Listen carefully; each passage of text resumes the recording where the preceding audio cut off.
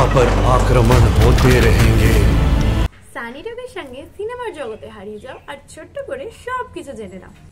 বিজয় দেবরাকোন্ডার kingdom নতুন movie, যা teaser drop করে গেছে। হয়তো এই টিজারটাকে নিয়ে ছোট্ট করে বলাও যেত, কিন্তু আমার মনে হলো টিজারটা যেভাবে প্রেজেন্ট করা হয়েছে সেটাকে একটু এক্সপ্লেন করাই যায়।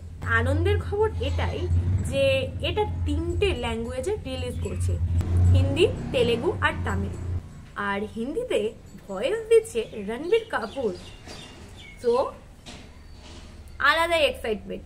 তবে হিন্দিতে কিংডম নামটা সাম্রাজ্য নাম দেওয়া হয়েছে, মানে নামটা কিংডমই থাকছে, কিন্তু নিচে ডান সাইডে ছোট্ট করে লেখা আছে সাম্রাজ্য।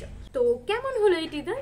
প্রথমেই বলি, এটা একটা স্পাই অ্যাকশন থ্রিলার মুভি, তবে এটা একটা পার্টে না, 2টো পার্ট আসতে চলেছে। টিজারের ডিউরেশন হচ্ছে 1 মিনিট 52 সেকেন্ড। স্টার্টিংটাই হয়েছে আর্মি কিংবা জওয়ানদের বন্দুকের গুলি দিয়ে।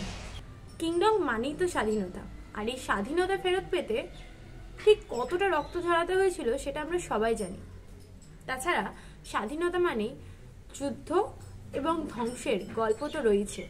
এই টিজারেও কিন্তু সেই ধ্বংস এবং পাওয়ারফুল সিনগুলোকে তুলে ধরা হয়েছে, যার ছোট্ট ঝলক আমরা টিজারে পেয়েছি।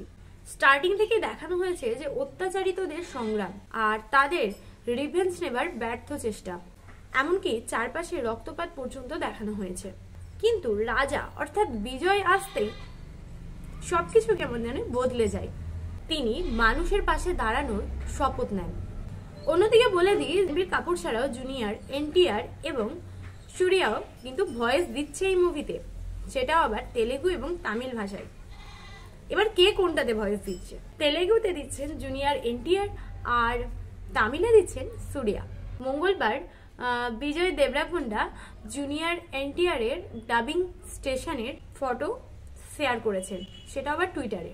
কিংডম মানুষের মন কতটা জয় করবে, সম্পূর্ণ ভিন্ন প্যাটার্নের একটা মুভি স্বাধীনতাকে কেন্দ্র করে। আর স্বাধীনতা পাওয়ার জন্য মানুষ কতটা অত্যাচারিত হয়েছে সেটা তো আমাদের সকলেরই জানা।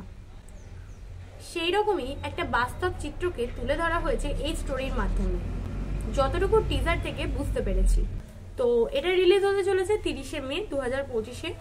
তো চলো অপেক্ষা করি, আর তোমরা চট করে চ্যানেলটিকে সাবস্ক্রাইব করে নেক্সট আপডেটের জন্য জয়েন হয়ে যাও।